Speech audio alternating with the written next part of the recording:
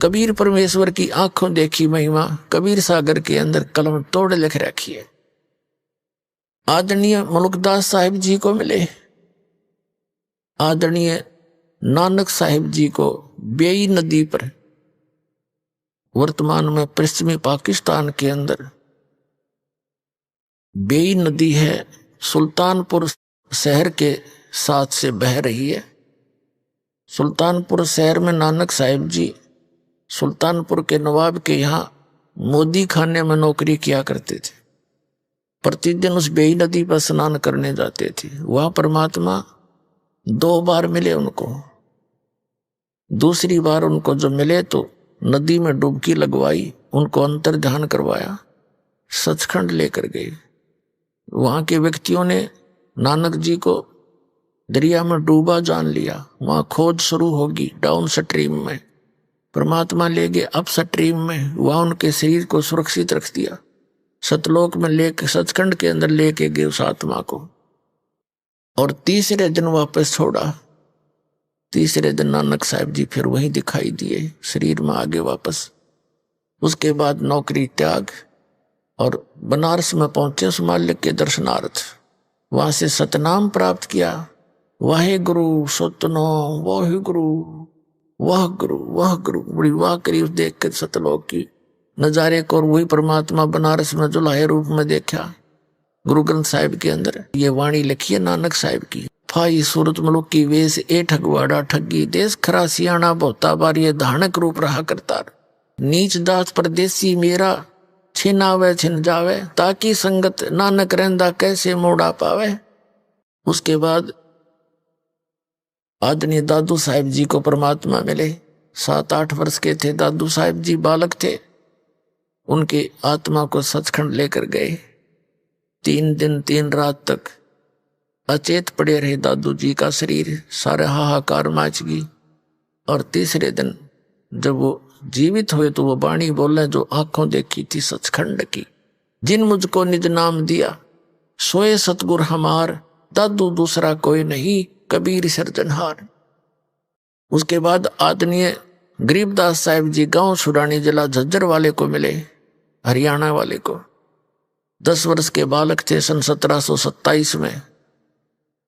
परमात्मा सचखंड से आए, जैसा वो लीला करते हैं, वेद बताते हैं। कबीर साहब कहते हैं वेद मेरा भेद है, मैं ना मिलूं वेदन के माही, और जौन वेद से मैं मिलूं ये वेद जानते नहीं। चारों वेद मेरी महिमा से परिपूर्ण है, लेकिन इन चारों वेदों में इस काल भगवान ने मुझे पाने का वो मंत्र खत्म कर दिए। अब उसी ज्ञान को दोबारा देने के लिए स्वयं परमात्मा आते हैं। अब आदरणीय गरीबदास साहिब जी को सचखंड लेकर गए, उनका शरीर नीचे रह गया। खेतों की बात है, जो गव्वे चरा रहे थे अपने खेतों में, उनको मृत जानकर शाम के समय यानी इस दौरान 8-10 घंटे लग गए। चिता पर रख दिया था तो परमात्मा ने ऊपर सौरी सचखंड वगैरह दिखा कर वापस छोड़ा था। उसके बाद आदरणीय गरीबदास साहिब को परमात्मा ने एक विशेष ज्ञान दिया, कंप्लीट। वो जैसा उनका निर्धारित कार्य था वो किया।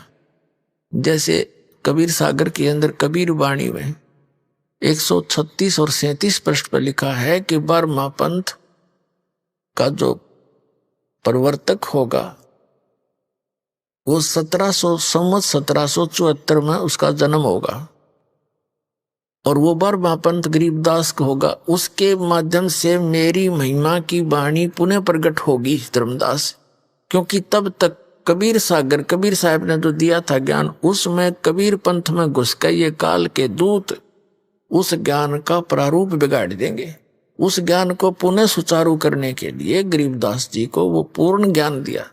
जैसे नानक साहिब जी को भी सचखंड दिखा दिया, ज्ञान मत की कसर थी, लेकिन नानक साहिब जी की जो यथार्थ वाणियां, बहुत सी ऐसी वाणियां थी जिनको संग्रह नहीं किया जा सका, और गरीबदास साहिब जी ने वो कंप्लीट संग्रह करवाया ये कह करके कि ये लिखे तो पूरी लिखना, ना तो मैं नहीं बोलूंगा। तो दादू पंथी गोपाल दास नाम के संत ने वो कंप्लीट बैठ कर लिखवाई गई थी। तो वो अभी तक लेटेस्ट थी, 200-250 वर्ष की बात है। सन 1730 में लिखी गई थी, 3 वर्ष बाद। और इस वाणी का ऐसा कहीं प्रचार नहीं था, इसलिए यह ग्रंथ सुरक्षित रह गया।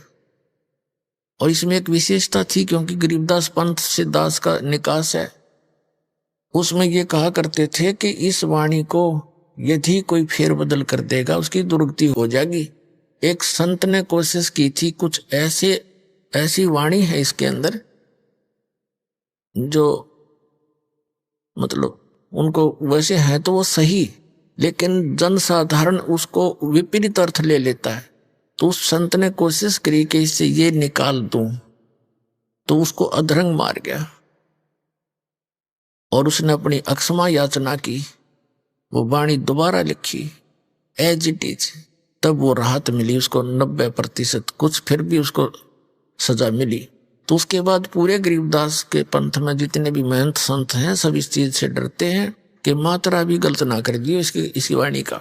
ये इसलिए किस लिए किया था कि ये तो काम बिगाड़ देंगे, अपने अपने मत से ना समझ कर अपनी बुद्धि अनुसार ये सदग्रंथों का अनरस कर डालते हैं। तो वो वाणी आज हमारे पास है एज इट इज, और वो गरीबदास पंथ वाले नहीं समझ सके इस परमात्मा के गुण रहस्य को, और इस दास पर दया करी उस परमात्मा ने अपने सदग्रंथों का कंप्लीट ज्ञान दे दिया। आदरणीय गीसा दास साहिब जी, गांव खेखड़ा, उत्तर प्रदेश, जिला मेरठ के अंदर, उनको भी ऐसे ही वो 7-8 वर्ष के बच्चे थे, 10 वर्ष के, तब उनको परमात्मा मिले थे एक बूढ़ा बाबा के रूप में, यानी संत के रूप में, जिंदा महात्मा के रूप में तकरीबन सबको मिले हैं। ऐसे 3 दिन तक वो गीसा दास जी भी अचेत रहे। तीसरे दिन उनकी वापस आए, तब उन्होंने भी परमात्मा की बहुत सी वाणी लिखी, लेकिन उनकी कंप्लीट वाणी भी लिखने में नहीं आई, बहुत कम वाणी लिखी गई है, वो नोट हुई है उनके ग्रंथ में लिखी। अपने आत्मा जो प्रसंग चला था, आदरणीय गरीबदास साहिब जी ने आंखों देखा उस परमात्मा की महिमा का। क्या वर्णन किया है, अजब नगर में ले गए हमको सतगुरु आने, जल के बिंब अगाध गति सूते चादर ताने। अजब नगर में एक निराले देश में ले गए सतगुरु, आन माने आकर, और उसको देखकर हम अपने यथार्थ मंत्र को प्राप्त करके भगवान की शरण ग्रहण करके हम सूते चादर ताने। हम तो चादर तान के सोना, मतलब निश्चिंत हो गए कि हमारा तो मोक्ष निश्चित है, भगवान मिले, पूरा ज्ञान मिला, आंखों देखा उस मालिक की समर्थता को, और इसी मंत्र से मोक्ष होगा।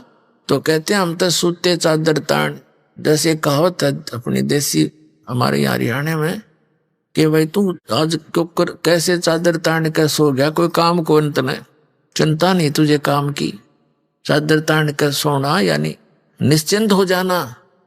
तो गरीबदास जी कहते हैं अजब नगर में ले गए हमको सतगुरु आने, और जल के बिंब अगाध गति, वहां देखी परमात्मा की रोशनी झलमलाहट, हम सूते चादर ताने।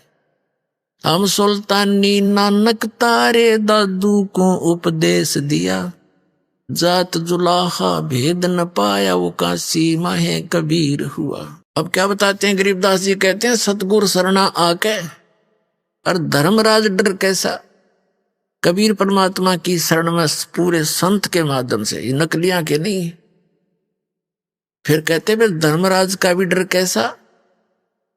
अब कहते हैं धर्मराज दरबार में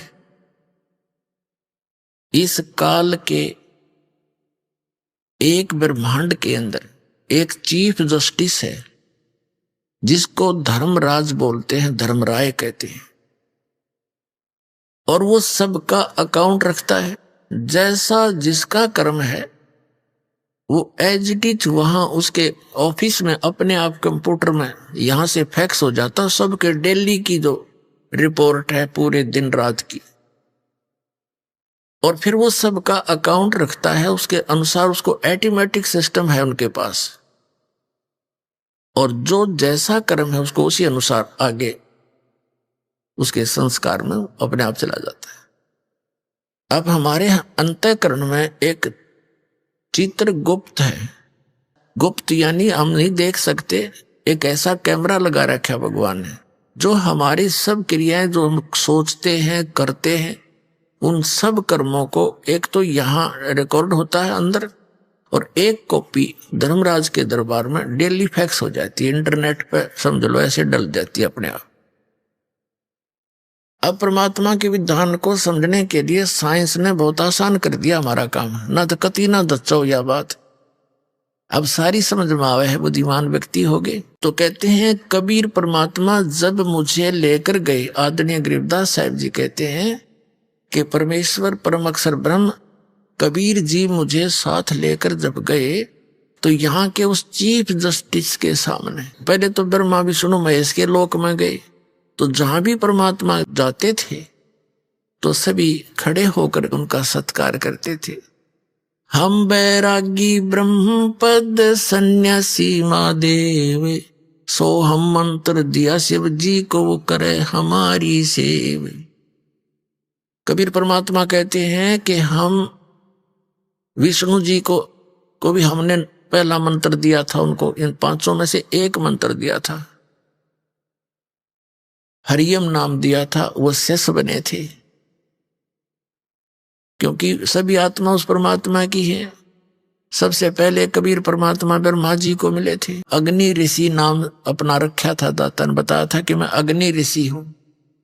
ब्रह्मा जी को सारा ज्ञान समझाया, सृष्टि रचना सुनाई, प्रभावित हुआ, क्योंकि ये भी आत्मा भगवान के लिए तड़प रही है। हजार हजार वर्षों तक तप करते रहे, डरे डुबा दिए, काल ने उल्टी साधना करवा के इनको एटम बम बना लिया, सिद्धियां युक्त कर दिया। ये हठ योग करने से कोई लाभ नहीं होता। काल की प्रेरणा, काल का ही मटेरियल इसके अंदर संग्रह होता है, वो नहीं करना हमने। तो ब्रह्मा जी को परमात्मा मिले, सारी कथा सुनाई, बड़ा प्रभावित हुआ और बताया कि बच्चा, गुरु के बिना मोक्ष नहीं होगा। ब्रह्मा जी ने उपदेश लिया, परमात्मा ने उनको ओम मंत्र दिया, क्योंकि वो वेद पढ़ा करता और वे ओम से प्रभावित था। तो परमात्मा चाहते थे एक बार यू स्टार्ट हो जाए किसी तरह, फिर मैं इसको सही मंत्र दे दूंगा, इसका पीछा छूट जाएगा और ब्रह्मा फिर सबको बता देगा, क्योंकि ज्ञान प्रचार यही कर रहा है, मेरा काम हल्का हो जाएगा। उसके बाद विष्णु जी के पास गए, विष्णु जी ने खूब ध्यान से सुना और उन्होंने भी परमात्मा से दीक्षा ली, उनको हरियम नाम दे दिया। सिर्फ ये देखना चाहते कि एक बार ये मेरी बात को स्वीकार करे किसी तरह। फिर भी शिव जी के पास गए, बड़ा सत्कार किया भगवान शिव ने ऋषि रूप में परमात्मा का, और खूब ज्ञान सुना, सारी बात स्वीकार की और उनको ये सोहम मंत्र दिया। कबीर साहब कहते हैं सोहम मंत्र हम जग में लाए और सार शब्द हमने गुप्त छिपाए। ये सोहम मंत्र किसी भी आपको ग्रंथ में नहीं मिलेगा, वेद गीता और पुराणों में।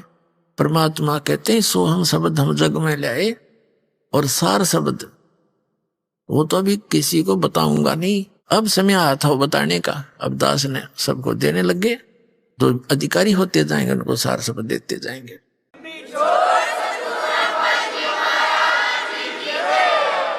फिर क्या किया, इस काल ने देखा कि ब्रह्मा विष्णु महेश ये तीनों के में उठ पटांग सी बात कर रहे हैं, इनके हृदय में कुछ और ही सोच होगी है। अंदर से ऐसी भावना भर दी और आकाशवाणी कर दी कि ये झूठ बोलता है, क्या वेदों में लिखा है ऐसा तो ये बताता है। तो ब्रह्मा एकदम सचेत हुआ, कहा सचमुच वेदों में भगवान, उसने भगवान की आकाशवाणी मान ली, काल की, काल के द्वारा दिएगा ऊपर से आकाशवाणी, और भगवान आए थे वह फेल कर दी। कहा जी सचमुच वेदों में ऐसा कुछ है नहीं। तो दोबारा जब परमात्मा गए उसी ऋषि रूप में, तो ब्रह्मा जी ने कहा कि नहीं ऋषि जी, आपकी बातें अप्रमाणित हैं, वेदों में ये ज्ञान नहीं लिखा है, ऐसा नहीं वैसा नहीं। तो परमात्मा बोले इसे इतने वेद पढ़े, जब तुमने ये नहीं लिखा, तो उन्हें पता लग गया काल प्रेरणा होगी इनके अंदर, भी ये सुनेंगे नहीं, लेकिन फिर भी ये नेक आत्मा है, साधु संतों का आदर करते हैं, और इनको ये भी पता है कि ऋषि का अनादर करने से ये विषैले सर्प भी हैं, श्राप भी दे देते हैं, इसलिए इनसे वैसे भी आदर करते हैं ऋषि रूप में विराजमान किसी व्यक्ति का।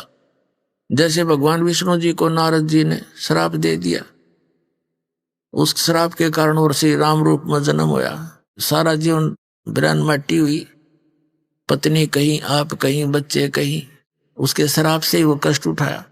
तो इससे डरकर भी वो आदर सत्कार तो करते हैं ऋषि का, लेकिन करते हैं वही जो उनकी अपनी साधना है। तो परमात्मा जब दोबारा गरीबदास जी को लेकर जब गए इन ब्रह्मा विष्णु महेश के लोक में, जब गरीबदास जी के सामने तो वो महात्मा रूप में थे ही, जब वहां पहुंचे तो उनको उसी रूप में दर्शन दिए जिस रूप में वो प्रथम बार मिले थे। तीनों जिसके भी पास गए वो समा खड़े होकर के सत्कार किया, आओ महाराज जी। और परमात्मा ने कहा कि तुम गलती कर दी बच्चों, उस ज्ञान को, उस नाम को छोड़कर। नाम ने बोले जी नाम तो हम वही जपते हैं। परमात्मा बोले मैंने और भी कुछ आपको बताना था, तो वो नहीं स्वीकार किया। तो ये सारी कुछ डिस्कस वार्ता इसलिए करवाई गरीबदास जी के सामने, परमात्मा ने उनके मुंह से बुलवा दिया कि सचमुच ये परमात्मा इनसे मिले थे और ऐसा ऐसा इनके साथ बात हुई थी। उसके बाद गए धर्मराज के दरबार में, चीफ जस्टिस के ऑफिस में। तो वहां जाते ही धर्मराज खड़ा हो गया, अपनी आसन को त्याग कर। अपने आत्मा, ये जगत जो है इसके अंदर आध्यात्मिक ही सब क्रियाएं काम करती हैं। इनको अपने आप आभास हो जाता है कि जो ये सामने व्यक्ति आया है ये कितनी पावर युक्त है। उनके बस की बात नहीं हुई, अपने आप आसन उनका खिसकने लग जाता है। तो वो समझ जाते हैं कि ये कोई आम व्यक्ति नहीं। तो धर्मराज के दरबार में परमात्मा पहुंचे तो उसका आसन ऐसे ऐसे करने लगा। वो एकदम खड़ा हो गया और हाथ जोड़कर खड़ा हुआ। तब परमात्मा खड़े हैं, जैसे एक छोटे अधिकारी को बड़ा अधिकारी आदेश देता है और साथ में उसको डांट भी लगाता है। इस प्रकार वार्ता कबीर साहब ने यहाँ के धर्मराज के साथ की। आंखों देखा, अपने सामने रूबरू हुई वो वार्ता आदरणीय गरीबदास साहिब जी ने अब किस प्रकार चित्रार्थ की वो आपको सुनाते हैं। पंजा दस्त कबीर का सिर पर रखो हंस, यम किंकर चंपै नहीं उधर जात है वंश।